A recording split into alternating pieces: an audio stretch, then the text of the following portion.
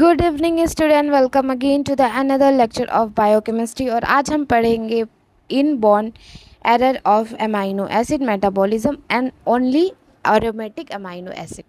Aromatic मतलब समझते हो, जिसमें से स्मेल आती हो, बस इतने वाले का। और ये 3 तरह का होता है। ठीक है, आगे पढ़ते हैं। देखो, मतलब एरर मतलब होता है कि गलती हो जाना, यानी कि अमाइनो एसिड में मेटाबॉलिज्म नहीं हो पा रहा है एक न्यू बच्चे में, या जिस बच्चे ने अभी जन्म लिया उसमें। तो ये चीज़ हम पढ़ेंगे। ठीक है, देखो ये है, बहुत छोटा सा है ये भी। देखो, inborn error of amino acid metabolism affected the aromatic amino acid are genetically condition where a defect in the enzyme response for the process their amino acid lead to their accumulation or the accumulation of toxic metabolism. बहुत लंबा सा हो गया, देखो मैं समझाती हूँ। Inborn error of amino acid, inborn error of amino acid जब होगा किसी बच्चे में अमाइनो एसिड का मेटाबॉलिज्म सब सही से नहीं होगा, तो पहला कौन सा अमाइनो एसिड होगा? एरोमेटिक। एरोमेटिक मतलब होगा ऐसे अमाइनो एसिड जिसमें से स्मेल आती है। ठीक है, इस तरीके के अमाइनो एसिड में मेटाबॉलिक डिसऑर्डर्स हो जाएंगे। अब एक छोटा बच्चा है, वो जन्म लेते ही पिज़्ज़ा बर्गर नहीं खाने लगेगा, उसको ये जो प्रॉब्लम है वो जेनेटिक होगी। ठीक है, जेनेटिक कंडीशन होगा। जहाँ पे डिफेक्ट क्या होगा? एंजाइम होगा। देखो, अमाइनो एसिड को तोड़ने के लिए क्या चाहिए? हमें एंजाइम चाहिए। वो एंजाइम सही से नहीं होगा, या फिर उस एंजाइम में कुछ प्रॉब्लम हो जाएगी जेनेटिकली, इसकी वजह से ये प्रॉब्लम होगी।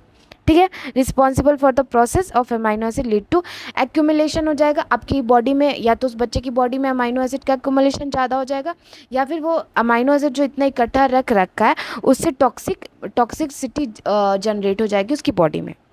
ठीक, देखो नेक्स्ट लाइन है, this can result in various clinical presentation and can be detach through newborn screening.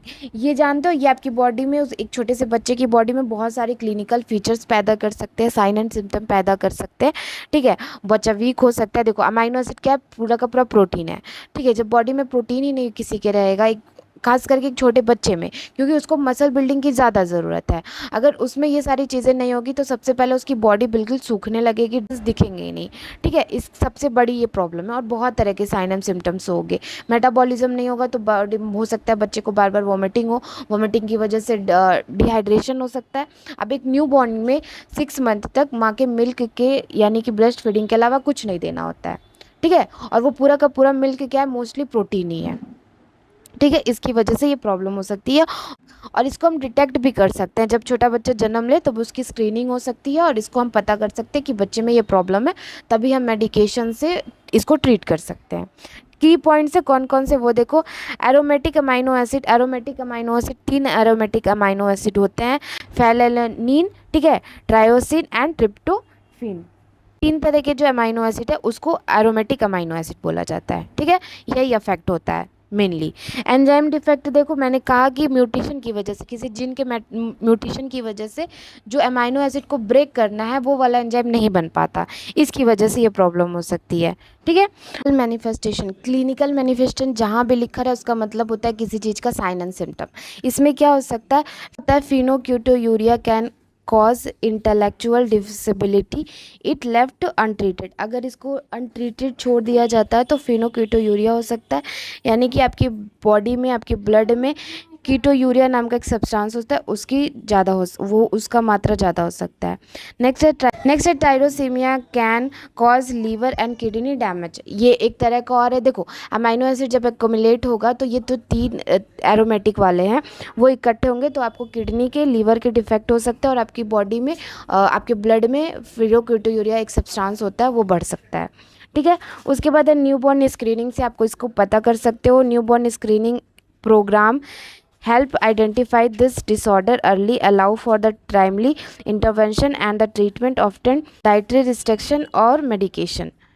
अगर न्यूबॉर्न की स्क्रीनिंग हो रही है, एक बच्चे ने जन्म लिया और उसकी अच्छे से स्क्रीनिंग हो जा रही है, तो वहीं से पता हो सकता है कि बच्चे में ये वाली प्रॉब्लम है, और उसको अर्ली हम ट्रीट कर सकते हैं, या तो हम उसके डाइटरी से टेस्ट कर सकते हैं, या तो डॉक्टर द्वारा दिए गए मेडिकेशन से।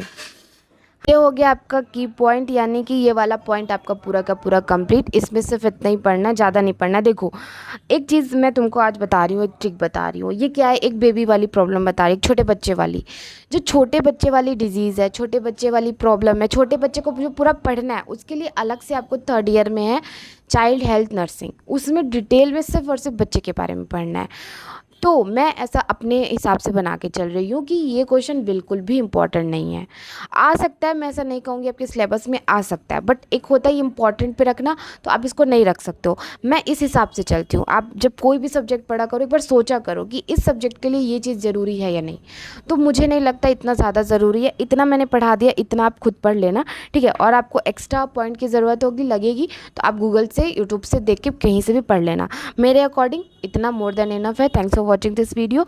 नोट्स बना लेना, कल के लेक्चर में ज़रूर आ जाना। Thanks for watching this video. Good night, bye bye.